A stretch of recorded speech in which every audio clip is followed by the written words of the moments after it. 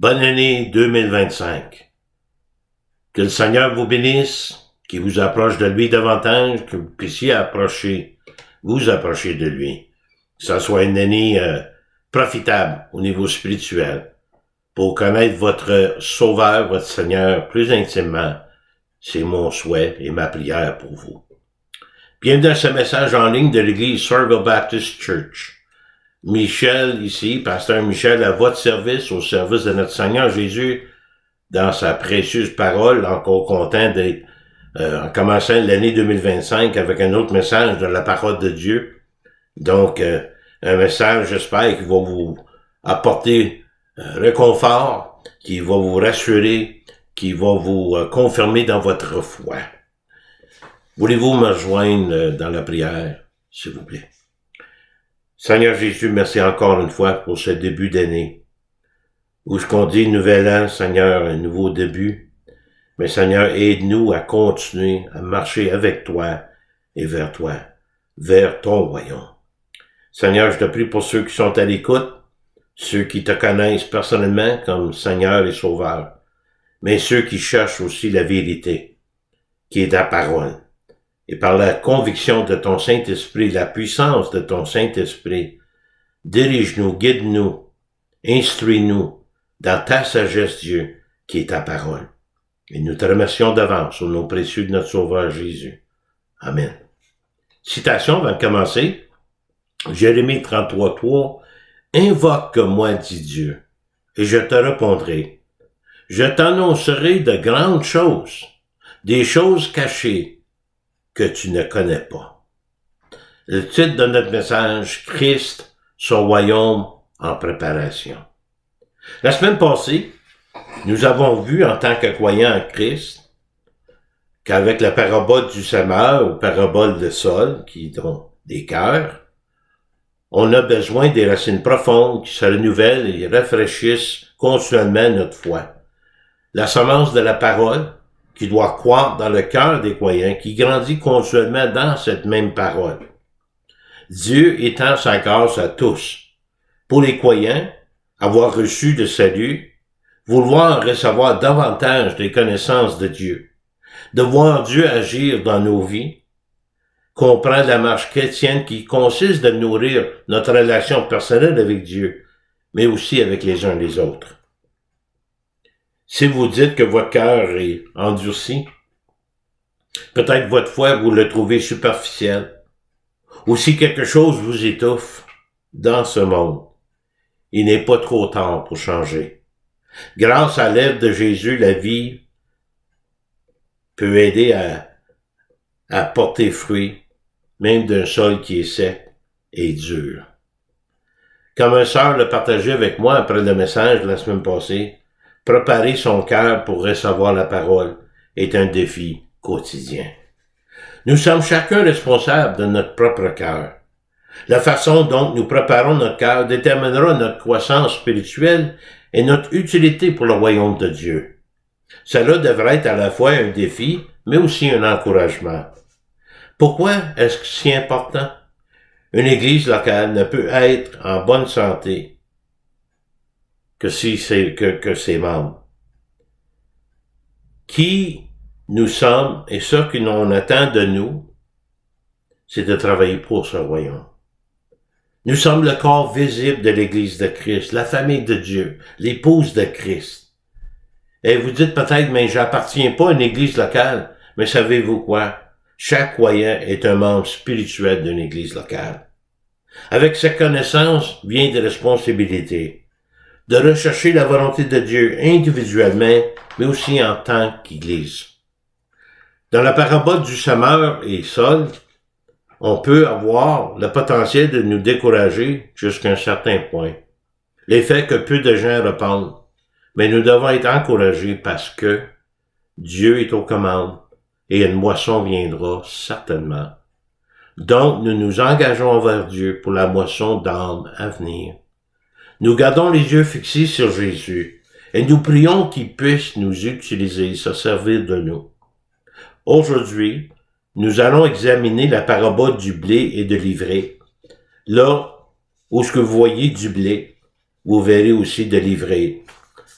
Je vous lance un défi, pas un défi, mais je vous encourage de lire Matthieu 13, 24, 30. Je ne l'ai pas sur les diapos, mais je vous donne un petit devoir et vous allez pouvoir comprendre le message un petit peu plus. Il faut arrêter le message et aller lire ce texte.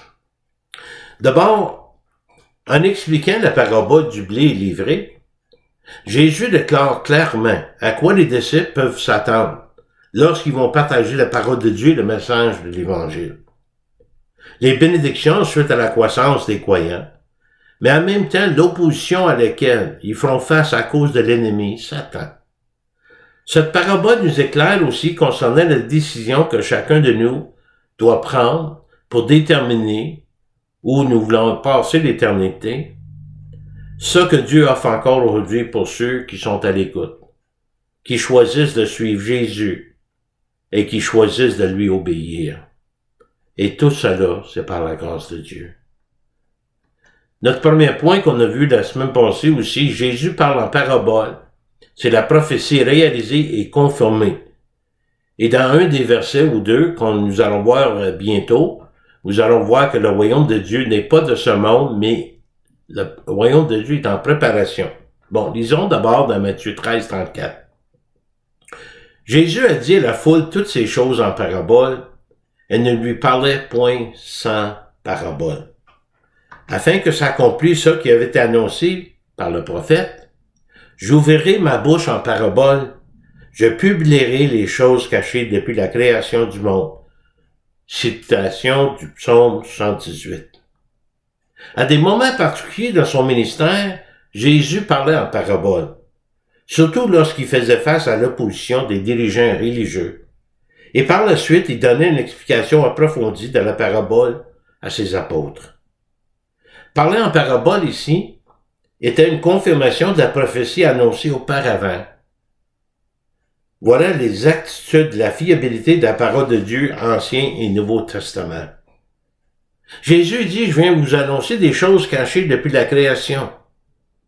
Quand Jésus parlait du royaume, il parlait souvent en parabole. Pourquoi? Parce que l'Église de Christ était inconnue dans le passé. C'est un autre mystère qui va se faire avec son ministère terrestre. Et aussi parce que la nation juive pensait jamais que les païens en feraient partie du royaume. Jésus-Christ, la révélation de Dieu, est venu pour faire connaître Dieu le Père. Il disait et faisait des choses qu'il avait reçues du Père. D'abord, Christ, révélateur de Dieu à toute l'humanité. 3 points. D'abord, pour révéler les secrets de Dieu, sa nature, sa sainteté, sa justice. Pour révéler aussi les secrets de l'humanité, la nature humaine, son péché et sa séparation de Dieu à cause du péché. Et troisièmement, pour révéler les secrets du royaume de Dieu, donc le royaume des cieux. Vous saviez autrefois, comme Paul nous a déjà expliqué, l'Évangile est un mystère, ça avait été prophétisé mais pas compris, jusqu'à l'arrivée de Christ qui est venu le révéler. Quand Jésus vient devant Ponce Pilate, il a déclaré la vérité concernant son royaume. Ça, c'est très important parce qu'il y en a qui pensent que le royaume est maintenant, qu'on doit construire le royaume ici-bas en attendant son retour. Mais c'est lui qui va instaurer son royaume dès son retour. Jean 18, 36, je l'ai divisé en deux. Mon royaume, dit Jésus, n'est pas de ce monde. Sinon, si mon royaume faisait ou était de ce monde, mes serviteurs auraient combattu pour moi, afin que je ne fusse pas livré aux Juifs, mais maintenant mon royaume n'est point ici-bas. Et Pilate lui dit, tu es donc roi? Et Jésus lui répondit, tu le dis, je suis roi. Je suis né et je suis venu dans le monde pour rendre témoignage à la vérité, et quiconque est de la vérité, écoute ma voix. Je ne suis pas de ce monde. Je ne suis pas terrestre, ni politique. Je ne fais pas partie du système pervers de ce monde. Pourquoi y a-t-il des croyants qui essayent de faire de ce monde le royaume de Christ, quand Christ seul peut le faire à la fin des temps? Nous devons par contre vivre pour Christ, avoir un bon témoignage et persévérer en faisant le bien. Nous ne devons pas, par contre, être surpris de la méchanceté, la corruption devant nos yeux, la corruption morale dans ce monde, la pollution spirituelle. Nous ne sommes pas les sauveurs, c'est Christ seul qui est le sauveur. Ce monde sans Christ est sans espoir, sans avenir. Voilà pourquoi un jour Christ va revenir régner ici sur terre. Dès son deuxième retour, il va établir son royaume terrestre de 1000 ans. Et les apôtres avaient déjà demandé à Jésus si c'était leur temps qu'il devait régner. Dans leur temps. Et Jésus lui a dit clairement que c'était pas encore le temps pour cela. Mais Jésus, parlant en parabole, c'était la prophétie réalisée et confirmée. Mais maintenant, il va expliquer la parabole de le blé et l'ivraie qui représentent les fils de Dieu et les fils du diable. C'est clairement révélé ici. Fait que, imaginez la foule qui était avec Jésus, qui ont entendu Jésus, le sauveur du monde, qui parlait avec autorité et vérité concernant le royaume des cieux. Et encore une fois, il n'y a que ses apôtres qui lui demandent de savoir plus, demander une explication. Très peu de personnes intéressées pour connaître la signification spirituelle de cette parabole, malheureusement. Mais eux écoutaient attentivement pour en apprendre davantage de ce que Jésus avait à leur dire. Regardez au verset 36. Alors Jésus renvoyait la foule et entra dans la maison.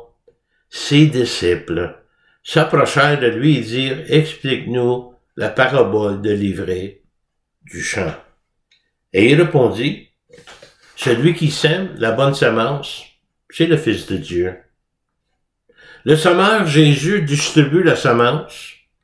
La semaine passée, nous avons vu comment cette semence fait croître l'Évangile vers le monde, qui fait croître de l'intérieur de la personne, donc des croyants, qui sont transformés dans leur cœur et dans leur vie. Mais maintenant, Jésus va se servir des croyants pour partager et pour témoigner cette vérité. Le champ, c'est le monde. La bonne semence, ce sont les fils du royaume. Les vrais, ce sont les fils du malin.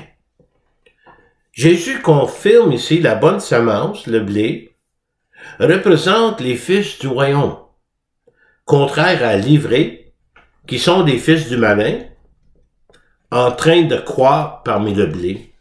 L'ivraie prend de la place et peut nuire à la croissance du blé. Et le champ ici, c'est le monde. Les deux croissent ensemble et c'est difficile de connaître l'un de l'autre parfois. Ce n'est pas que lorsque le blé et l'ivraie ont atteint leur pleine maturité que l'on peut voir la différence, révélant aussi la véritable valeur de chacun. Le blé qui valait la peine d'attendre que ça puisse croître était rassemblé dans la grange du propriétaire, donc le royaume de Dieu. Mais l'ivraie, destiné à nuire à la croissance du blé, n'ayant jamais eu de valeur ou d'utilité propre, était rassemblé et brûlé. Cette parabole n'est pas donnée nécessairement pour illustrer qu'il y a des faux croyants parmi les vrais croyants dans l'Église du Christ. Cela peut être vrai jusqu'à un certain point. Autrement, Jésus aurait dit que le champ était l'Église, mais ici, le champ, c'est le monde. Le mal et le bien cohabitent ensemble, et les deux royaumes se confrontent. Mais dans cette parabole, il y a deux semeurs, deux récoltes, deux plans, deux possibilités. Je devrais dire plutôt deux plantes, deux plans, deux possibilités. J'ai pris ça de David Jeremiah dans sa Bible d'études. Le royaume de Dieu, le royaume des cieux, a plusieurs aspects, mais c'est la même chose en réalité. Spécifiquement, le royaume de Dieu, le royaume des cieux, inclut toute la création de Dieu. C'est son royaume. Dieu le Père, le souverain de l'univers. Et dans un sens, son royaume est universel, le monde, l'univers, toute sa création. Tous les domaines physiques et spirituels. Mais, selon Psaume 103, 19, le Seigneur a établi son trône dans les cieux et son royaume règne sur toutes choses. Chaque autorité qui existe est établie par Dieu, Romains 13:1. Donc, le royaume de Dieu consiste de tout ce qui existe. Par contre, quand nous prions le Notre Père, nous demandons que la volonté de Dieu se fasse sur la terre comme aux cieux, que son règne vienne, que son nom soit sanctifié. Lorsque nous acceptons l'autorité suprême de Dieu, cela va se confirmer sur la terre avec le règne terrestre de Christ sur la terre, donc le millénium. Donc Dieu a envoyé Jésus, son Fils unique, le Messie, Fils de l'homme, ou si vous voulez, Sauveur du monde, pour juger et pour déterminer qui était digne d'hériter le royaume. Une expression qui signifie le royaume est un cadeau divin et il ne peut être reçu par des œuvres des hommes, mais par l'œuvre de Christ seulement. Jésus est venu pour nous révéler le Père, pour présenter le salut. Donc, la rentrée de le royaume des cieux est par la grâce. Mais pour la majorité, surtout le peuple juif, cela était scandaleux. Jamais qu'ils pensaient que le Messie allait venir mourir avant de régner. Et que Jésus, quand il parlait de son royaume, a été ridiculisé, rejeté, même crucifié pour la majorité des siens. Son peuple choisi pourtant. Et encore aujourd'hui rejeté, ignoré par la majorité des gens dans ce monde. En priant pour le royaume, ils rejettent le roi. D'autres ont essayé de construire leur propre royaume ici-bas, sans Dieu. Exemple, les pharisiens, les sadduciens, qui en abusaient le peuple. Jésus a dit, mon royaume n'est pas de ce monde. Jean 18:36. Jésus a prêché qu'il fallait se repentir, parce que le royaume était proche, Matthieu 4:17. Mais Jésus a aussi déclaré qu'il fallait naître de nouveau pour entrer dans le royaume. Dans Jean, chapitre 3. En préparation pour le royaume de Dieu, ou le royaume des cieux, Dieu règne dans le cœur de ses enfants dans ce monde, pour les préparer pour le monde à venir, et l'œuvre qu'il a commencée en nous, il rendra à terme pour le jour du Seigneur, Philippiens 1:6. Ici, dans cette parabole, nous voyons le blé livré, et le monde tel qu'il est aujourd'hui, où il y a une division parmi les hommes en général, entre le bien et le mal, entre les vrais croyants et les soi-disant croyants, entre les croyants bibliquement chrétiens et ceux qui professent d'être chrétiens sans la foi ou sans les œuvres. Un faux croyant est en effet un non-croyant. Le blé, ce sont ceux qui laissent Jésus régner dans leur cœur, qui acceptent son autorité dans leur vie dès maintenant. C'est les fils et les filles légitimes du royaume de Dieu des cieux. Les vrais, c'est ceux qui refusent l'autorité de Dieu, refusent et qui font partie du royaume, mais le royaume du diable. Même s'ils font partie de la création de Dieu, même s'ils sont dans le monde que Dieu a créé, ils n'auront aucun part dans le royaume à venir, mais ils se retrouveront dans un endroit réservé pour Satan et les siens. Comme Jésus a dit, ceux-là sont les enfants du diable. Jésus identifie clairement son Père. L'ennemi qui l'a semé, c'est le diable. Et la moisson, c'est la fin du monde. Les moissonneurs, c'est les anges. Satan essaie toujours d'interférer avec le plan de Dieu et l'œuvre de Dieu, mais son temps est limité et bientôt terminé pour de bon. À la fin, au temps de la moisson, Jésus va régler les comptes.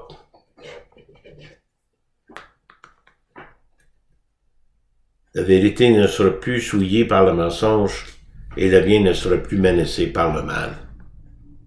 Malheureusement, à cause de l'impatience de quelques-uns des croyants, il y a des gens qui ont déjà été jugés injustement, disqualifiés par ceux qui croyaient qu'ils pouvaient décerner et juger les cœurs des autres.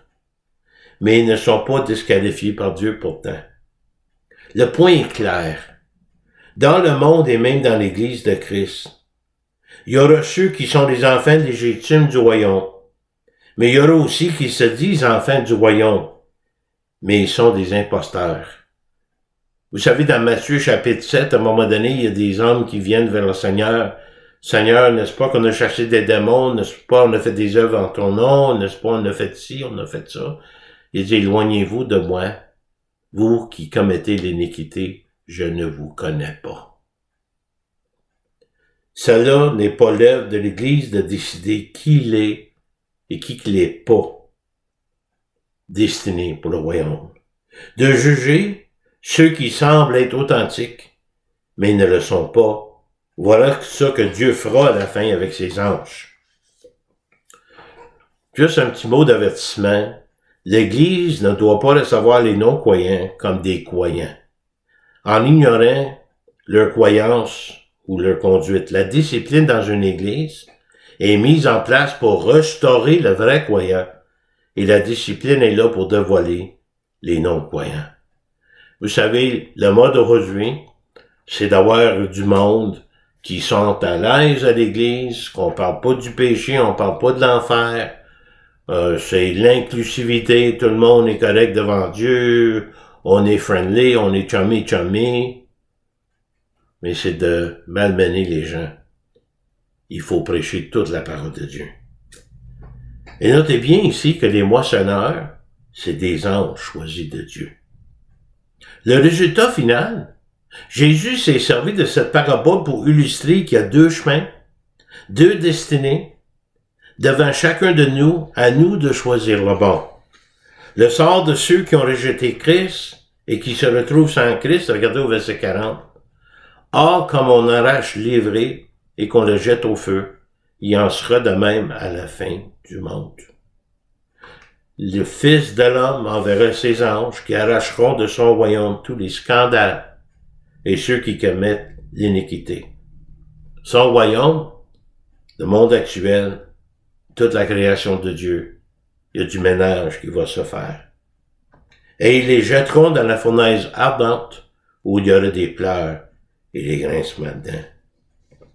Ceux qui auront continué à choisir de refuser l'offre de Dieu, dont l'Évangile, verront le feu, la pire des punitions, pas pour être anéantis, mais la souffrance sans fin, où il y aura des pleurs et des grincements de dents. Charles Spurgeon dit une éternité sans Dieu. Voilà un endroit qui existe vraiment, que le monde veut dénier ou nier. L'enfer. Beaucoup ne croient pas que l'enfer existe. Il y en a qui osent dire que l'enfer, c'est sur la terre. Il y a ceux qui ne croient pas que le diable ou le mal, même le péché, sont réels. Ceux qui osent blâmer Dieu pour le mal dans ce monde. Le sort de ceux qui appartiennent à Christ, c'est ça qui nous intéresse. Alors les justes resplendiront comme le soleil dans le royaume de leur Père. Que celui qui a des oreilles pour entendre, entend. L'ivraie, Satan le mal, le père du mal, et ceux qui le suivent, la condamnation éternelle. Une place réservée pour eux, mais une place de tourment, où il y aurait des pleurs et des grincements de dents, éternellement condamnés sans la présence de Dieu, ayant fait leur choix dans ce monde durant cette vie. Le blé, ceux qui sont rachetés par Christ, vivront dans un royaume pour toujours, en sa présence. La victoire finale appartient à notre Sauveur et Seigneur Jésus-Christ, et tous les siens, éternellement securent en Christ et avec Christ, ayant fait leur choix dans ce monde durant cette vie. Même avec toutes les autorités qui viendront sur cette terre, l'Antichrist, la bête, tout ce qui est écrit dans Apocalypse, nous aurons la victoire. Ils combattront, les enfants du diable, contre l'agneau, et l'agneau les vaincra, parce qu'il est le Seigneur des seigneurs, le roi des rois. Il les appelés, les élus, les fidèles qui sont avec lui, vaincront aussi. Donc la parabole est expliquée, les fils de Dieu et les fils du diable. Puis tout de suite après ça, il y a deux petites paraboles que j'aimerais qu'on regarde. Le royaume de Dieu et sa vraie valeur. Le royaume des cieux est encore semblable à un trésor caché dans un champ. L'homme qui l'a trouvé le cache et dans sa joie, il va vendre tout ce qu'il a et il achète ce champ. Christ aux yeux des croyants est un trésor immense. Autrefois mystère, maintenant révélé. Découvert par ceux qui le cherchent. Le salut de faire partie du royaume avec notre sauveur, notre propre trésor à nous. Il y a plus de valeur que tout ce qui se trouve dans ce monde.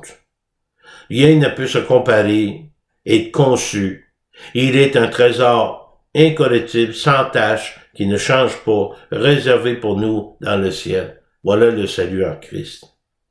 Un trésor qui peut se trouver dès maintenant dans cette vie, qui demeure caché pour certaines personnes, faute de connaissance ou par leur refus d'y croire. Le trésor, les croyants aux yeux de Christ, un trésor que Christ était prêt à tout donner de lui-même. Chaque croyant individuellement. Jésus qui a racheté ce trésor avec son propre sang, le trésor de son peuple. Celui qui cherche trouvera. Le royaume des cieux est encore semblable à un marchand qui cherche de belles perles. Il a trouvé une perle de grand prix. Il est allé vendre tout ce qu'il avait, il l'a acheté. La valeur que les croyants trouvent en Christ comme une perle rare, belle et précieuse. Notre âme trouve en Jésus tout ce que notre âme a besoin, ce que notre âme désire. Notre Créateur, notre Sauveur, notre Dieu. Prêt à céder tout le reste, de même porter une croix en obéissance à notre Maître. La perle, ce que Christ trouve dans les croyants. Jésus, l'acheteur, voit la valeur de chacun de ses créatures, qui veut le chérir pour toujours. Le croyant dans lequel Dieu place son Saint-Esprit comme gage que cela lui appartient personnellement. Le royaume est sa vraie valeur. Et finalement, le parabole du filet, séparation du bon et du mauvais. Le royaume des cieux est encore semblable à un filet jeté dans la mer, en ramassant des poissons de toute espèce. La mer, comme le champ, représente le monde actuel. Quand il est rempli, les pêcheurs le tirent et, après s'être assis sur le rivage, il met dans les vases ce qui est bon et il jette ce qui est mauvais. Même procédure, même résultat. Il en sera de même à la fin du monde. Les anges viendront séparer les méchants avec les justes. Et ils les jetteront dans la fournaise ardente, où il y aura des pleurs et des grincements dedans. Parabole du filet, séparation du bon et du mauvais. Maintenant, Jésus interroge ses disciples l'importance de leur compréhension. Avez-vous compris toutes ces choses? Oui, répondirent-ils. Et il leur dit, c'est pourquoi que tout scribe instruit de ce qui regarde le royaume des cieux est semblable à un maître de maison qui tire de son trésor des choses nouvelles et des choses anciennes. Après avoir reçu cette information, d'avoir cette connaissance non seulement pour les choses nouvelles, mais des choses déjà connues en eux, ils reçoivent l'enseignement de Jésus. Plus tard, nous recevons tout le Nouveau Testament. Les choses anciennes, exemple de l'Ancien Testament, les prophéties, des choses qui étaient autrefois cachées, retrouvées. Jésus même, les connaissances que vous aviez avant sont confirmées par ce qu'il vous déclare. Pouvons-nous dire, maintenant je comprends l'importance d'avoir l'Ancien et Nouveau Testament, la parole de Dieu. Avec la connaissance de l'Évangile, vient notre responsabilité de partager cet Évangile, accompagné aussi avec la possibilité d'être ridiculisé, même persécuté. 2 Corinthiens 4, 5 à 7.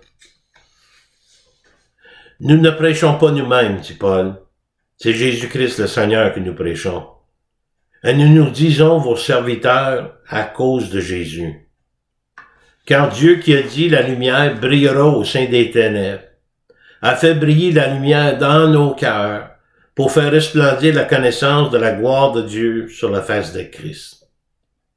Nous portons ce trésor dans des vases de terre afin que cette grande puissance soit attribuée à Dieu et non pas à nous. Il interroge ses disciples l'importance de leur compréhension. Ne soyons pas la police de la moralité, soyons plutôt des paramédics de l'Évangile. Le Seigneur est venu sauver ceux qui étaient malades, ceux qui sont dans le besoin. On n'a pas besoin de les condamner, mais on a besoin de leur expliquer l'Évangile de Christ. On ne veut pas disqualifier personne, mais on veut les aider à connaître le Christ. C'est Dieu seul, le juge. D'abord, 1 Corinthiens 4.3. Paul dit pour moi, il m'importe fort peu d'être jugé par vous, ou par un tribunal humain. Je ne me juge pas non plus moi-même, mais je me sens coupable de rien. Mais ce n'est pas pour cela que je suis justifié. Celui qui me juge, c'est le Seigneur. C'est pourquoi ne jugez rien avant le temps, jusqu'à vienne le Seigneur, qui mettra en lumière tout ce qui est caché dans les ténèbres, et qui manifestera les desseins des cœurs. Alors chacun recevra de Dieu la louange qui lui sera due. Voulez-vous me joindre dans la prière, s'il vous plaît? Merci Seigneur encore une fois pour ta parole. La parabole du blé et l'ivraie. Où est-ce que le mal et le bien cohabitent dans ce monde, mais à un moment donné, Christ va venir un deuxième retour sur cette terre. Il va instaurer un gouvernement terrestre pour 1000 ans. Son royaume enfin arrivé. Et Seigneur, il y a 2 royaumes qui sont en train de se construire, mais il y en a un qui va être détruit totalement. C'est le royaume du diable. Condamné à mort pour l'éternité. Et Seigneur, on te prie pour ce royaume. Que ton nom vienne, ton règne vienne, ton nom soit sanctifié. Merci pour ceux qui te connaissent déjà, Seigneur. Fais de nous des ouvriers fidèles. Mais pour ceux qui ne connaissent pas Christ comme sauveur personnel, ni comme sauveur, par la puissance et la conviction du Saint-Esprit, fais-leur connaître le plus grand besoin qu'ils ont au niveau spirituel. En attendant, nous te remercions pour ça que tu continues de faire dans nos vies. Et Seigneur, aide-nous à nous approcher de toi davantage, à te connaître davantage et à vouloir te glorifier davantage. Nous te remercions, nous demandons ces choses au nom précieux de Jésus. Amen. Vous pouvez me contacter ici à l'église Saurville Baptist Church, 819-889-2819. Mon courriel, mihoule, netrevolution.com. Si vous avez des requêtes de prière, des questions, peut-être que vous n'êtes pas d'accord avec ce qu'on a vu aujourd'hui, n'hésitez pas à me contacter, ce sera le fun de jaser ensemble et même de prier ensemble. Et en attendant, je vous demande à Dieu de vous bénir, qu'il vous garde. Merci de votre fidélité d'écoute à ces messages. Et en attendant, approchez-vous de Dieu, mettez-vous pleinement dans sa parole et attendons son retour bientôt.